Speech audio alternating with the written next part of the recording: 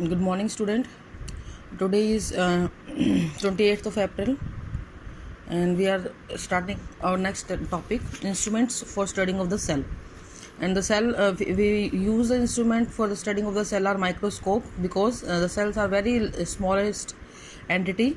They are microscopic in structure and cannot be seen by the naked eyes. So we have to use the microscope. Micro means small, scope means to vision.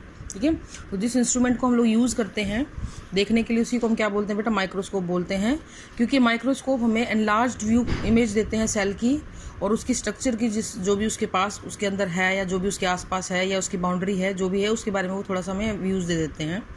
It is the most common optical instrument use to observe cellular organisation of living organism. ठीक है, ये सबसे ज़्यादा common है microscope optical instrument जो कि observe किया जाता है cellular organisation of living organism की.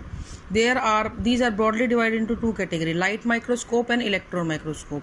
लाइट माइक्रोस्कोप तो है वो कॉमनली लैब में यूज़ किया जाता है ग्लास लेंसेज के साथ, और इसमें एक विजिबल लाइट सोर्स होता है जो आप इल्यूमिनेट्स करता है और passage through specimen. Two kind of microscope use frequently. बेटा जो आपकी लैब्स में यूज़ हो रहे हैं ये वही वाले माइक्रोस्कोप होते हैं, सिंपल और कप. इलेक्ट्रॉन माइक्रोस्कोप जो होता है ये काफ़ी ज़्यादा रेक्टिफाइड होता है, बहुत ज़्यादा मैग्नीफिकेशन इसकी पावर होती है. नॉर्मल हमारी लैब्स के अंदर इसका यूटिलाइजेशन नहीं किया होता है, बिकॉज करने को तो कर भी ले लेकिन इसको नहीं करते हैं. द रीज़न इज़ कि ये काफ़ी महंगे भी आते हैं, और हमारा जो स्टडी है, हमने जो स्टडी करनी है उसके लिए ये दोनों माइक्रोस्कोप हमें इनफ होते हैं, इसलिए इसकी आवश्यकता हमें नहीं होती है. लैब्स में इसको नहीं लाया जाता है. जो बड़ी बड़ी रिसर्च लैब्स होती हैं उनके अंदर इसका यूज़ किया जाता है. नेक्स्ट है the simple student microscope generally used in biolab to observe tiny cells is called compound microscope. These microscope use light to illuminate the object. इसमें जो आपका ऑब्जेक्ट है उसके ऊपर लाइट डाली जाती है और उसके बाद उसको देखा जाता है. आपने देखा भी होगा, आपको विजिट कराई होगी बायोलैब में. अगर नहीं भी कराई गई है तो जब भी स्कूल अपने ओपन होंगे we will let you know कि कैसे ये फंक्शन करता है. इसकी मैग्नीफिकेशन पावर 100 से 1500 तक की होती है. नेक्स्ट है यूनिसेलुलर और मल्टी सेलुलर ऑर्गेनिज्म. हालांकि आप इसको अभी चैप्टर की स्टार्टिंग में पढ़ भी चुके हैं, लेकिन थोड़ा सा दोबारा इसको थोड़ा डिटेल में पढ़ेंगे. These are the organism where a single cell constitute the whole organism. ये वो ऑर्गेनिज्म होते हैं जिसमें एक सेल पूरे ऑर्गेनिज्म को ही डिफाइन कर देती है. इसके अंदर ऑर्गेनिज्म जो होता है वो पूरी की पूरी जो सेल होती है उसके अंदर पूरी लाइफ जो होती है उसकी चल रही होती है. लाइक अमीबा है, पैरामीशियम है, क्लेमाइडोमोनास है, बैक्टीरिया है, ईस्ट है. ये सारे के सारे क्या होते हैं? एक सिंगल सेल के अंदर सारे ऑर्गेनिज्म अपने आप को अपना लाइफ समेटे हुए होते हैं. These live independently in nature and their single cell is capable of performing all the life processes.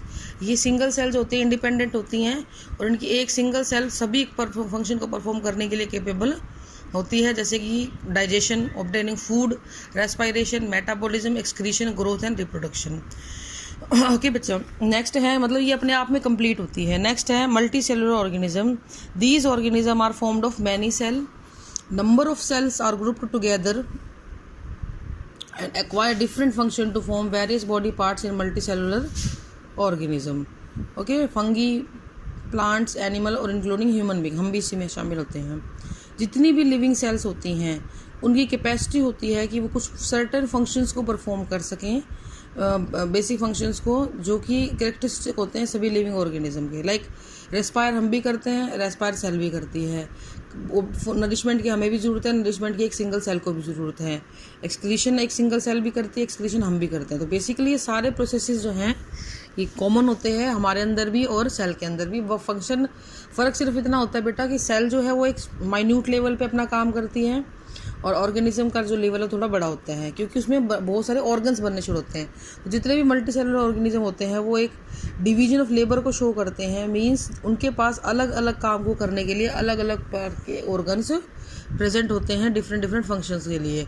Stomach किसके लिए होता है? फूड को डाइजेस्ट करने के लिए. हार्ट किसके लिए होता है? पंप ऑफ ब्लड को करने के लिए. किडनी ब्लड को प्यूरिफाई करने के लिए. तो ये कुछ फंक्शंस हैं एक्सक्रीशन करने के लिए. ठीक है, तो हर सेल अपना एक स्पेसिफिक कंपोनेंट होती है जो स्पेसिफिक, हर सेल के पास कुछ स्पेसिफिक कंपोनेंट होते हैं उन काम को करने के लिए. जैसे मैं ये बोलूँ कि हमारे पास सांस लेने के लिए लंग्स हैं, तो सेल के पास रेस्पायरेशन करने के लिए क्या होगा? वो सिर्फ सिंपल डिफ्यूजन से ऑक्सीजन ले लेगी, लेकिन उस ऑक्सीजन से यूटिलाइजेशन क्या होता है? एनर्जी प्रोड्यूस करना, उसके लिए उसके पास माइटोकॉन्ड्रिया होता है. तो हर सेल के पास छोटे छोटे ऑर्गेनेल्स होते हैं जिनसे वो अपना काम पूरा करती हैं। ये सभी ऑर्गेनेल कुछ स्पेसिफिक फंक्शंस को परफॉर्म करते हैं, लाइक राइबोसोम प्रोटीन सिंथेसिस करती है, chloroplast food, mitochondria ATP, lysosome cleaning of cell. तो इस तरीके से ये सभी अपना अपना काम करते हैं। ठीक है बेटा, नेक्स्ट हम बात करते हैं size, shape and number of cell. Unicellular organism की कोई स्पेसिफिक साइज की आइडेंटिटी नहीं होती है। अमीबा इरेगुलर शेप का हो गया, पैरामीशियम स्लीपर शेप का हो गया, यूग्लिना स्पिंडल शेप का हो गया। तो इस तरीके से उनकी अलग अलग शेप होती हैं।